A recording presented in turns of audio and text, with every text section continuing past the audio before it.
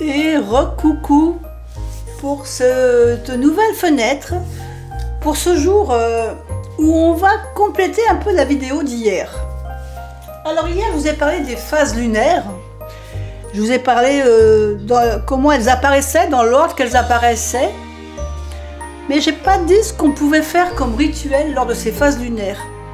Donc ça va être le propos de la vidéo d'aujourd'hui pour expliquer un peu quoi faire lors de ces phases lunaires. Donc on va commencer par la nouvelle lune.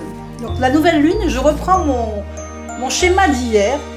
Dans mon petit carnet, dans mon livre lumière, ce que j'appelle.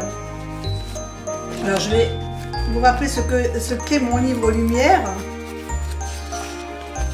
Je vous l'ai déjà montré dans une autre vidéo. Voilà, c'est pas mon carnet des ombres, moi c'est mon livre lumière. Et dans ce livre lumière, j'ai repris ce schéma, mais j'ai ajouté les intentions qu'on peut y mettre pendant ces phases lunaires. Alors tout d'abord, on va commencer par la nouvelle lune.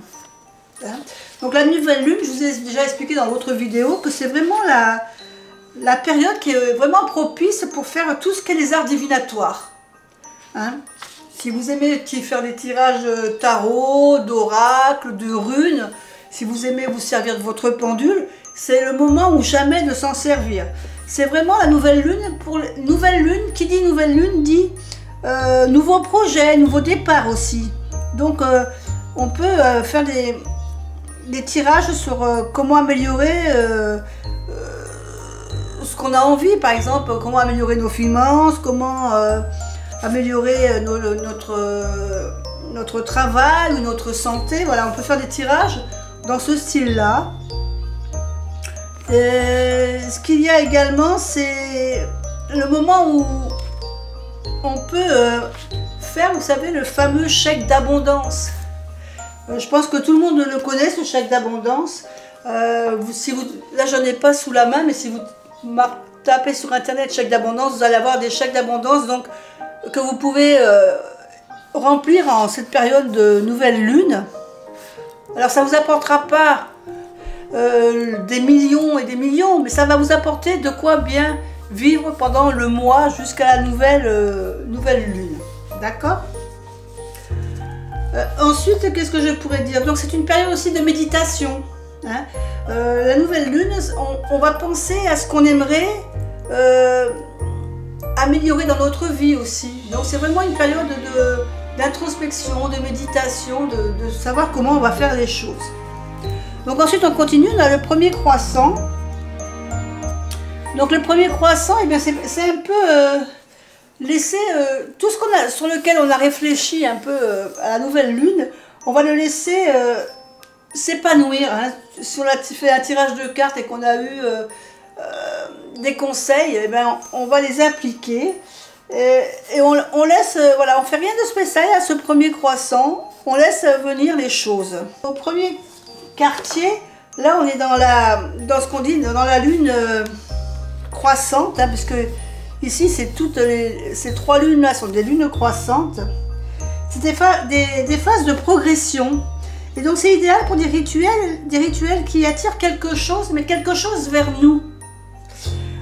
Si vous voulez attirer la chance, si vous voulez attirer l'amour, l'amitié, la prospérité, voilà, ça va être une bonne période pour faire ce genre de rituel.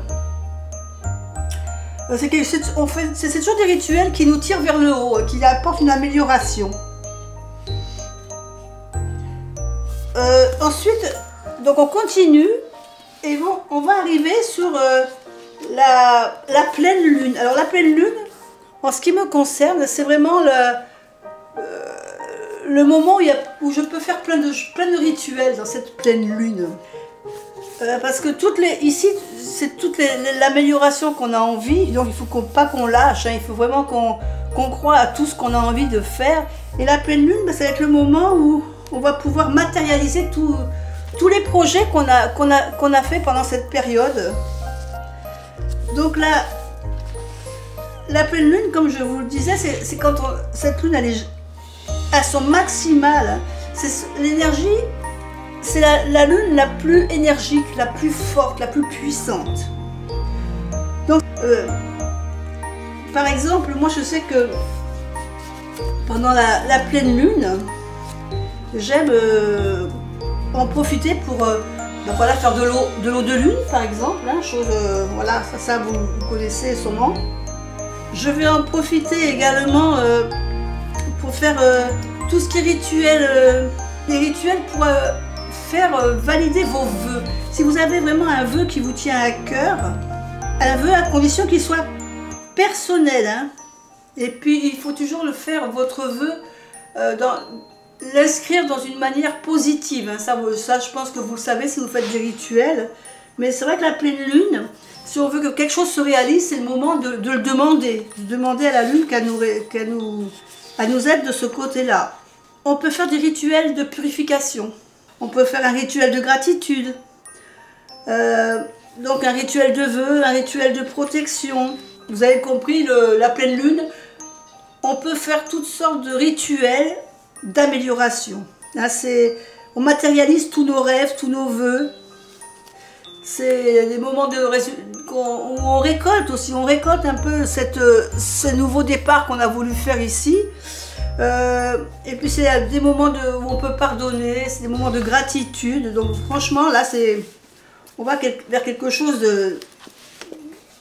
d'intéressant au niveau des rituels. Ensuite on va du côté de la lune décroissante. Alors la lune est décroissante, derrière la ligne gibbeuse, on va vers les derniers quartiers, voilà. Donc là c'est vraiment des phases de dégression. Et c'est plutôt là qu'on va faire des rituels de bannissement. Si on veut se libérer par exemple d'une mauvaise habitude qu'on a, si on veut arrêter de fumer, si on veut faire attention à notre alimentation, voilà, c'est vraiment où on peut faire tous ces rituels pour nous apporter quelque chose de meilleur, hein, d'accord? Si on veut faire un rituel contre nos peurs aussi, par exemple, si on a des peurs, des choses comme ça, voilà.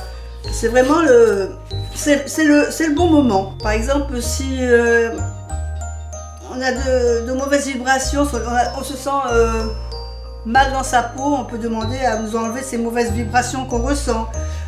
Ou chasser des idées négatives, si on a les idées noires. Se défaire en fin de compte de tout ce qui nous empêche d'avancer pour repartir vers des meilleures bases, hein, des meilleures bases un peu plus saines. Il faut retenir une chose, c'est que quand la lune est croissante, donc les 3 lunes croissantes vont être là pour nous aiguiller à ce qu'on améliore quelque chose de bon pour nous. Et quand c'est décroissant, en fin de compte, c'est pour nous enlever des choses qui nous plombent, en fin de compte. Voilà, donc ça va être des rituels pour enlever des choses qui sont néfastes pour nous ou pour notre bien-être. En règle générale, voilà, c'est ça. Voilà, en gros, à quoi servent un peu toutes ces phases lunaires.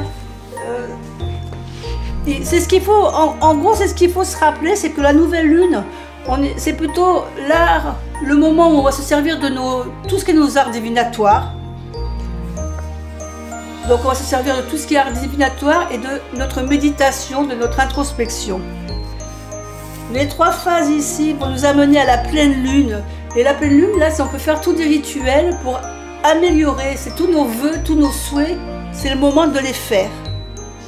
Et tout ce qui est en décroissante, en lune décroissante, c'est tous les rituels pour se débarrasser des choses qui nous gênent. En gros, voilà, je crois que c'est les points qu'il faut se rappeler, les quatre points qu'on peut se rappeler pour ces différentes phases lunaires. Voilà, j'espère que ça vous a intéressé. Moi, je vous fais des bisous et puis je vous dis à bientôt pour une autre vidéo.